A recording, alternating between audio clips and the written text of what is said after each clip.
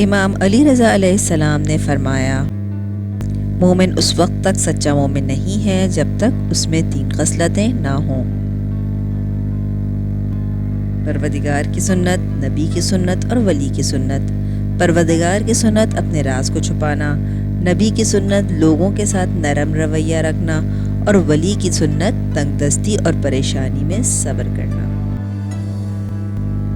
ایک مسلمان کی عقل اس وقت تک کامل نہیں ہو سکتی جب تک اس میں 10 خصلتیں نہ پائی جائیں۔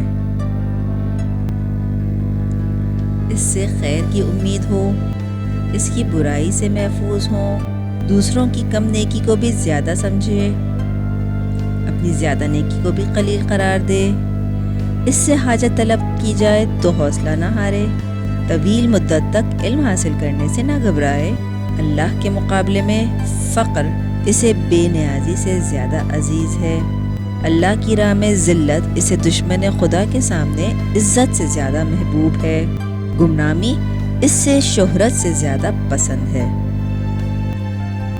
پھر فرمایا، اور 10ویں چیز تو بہت ہی خوب ہے۔ پوچھا گیا وہ کیا ہے؟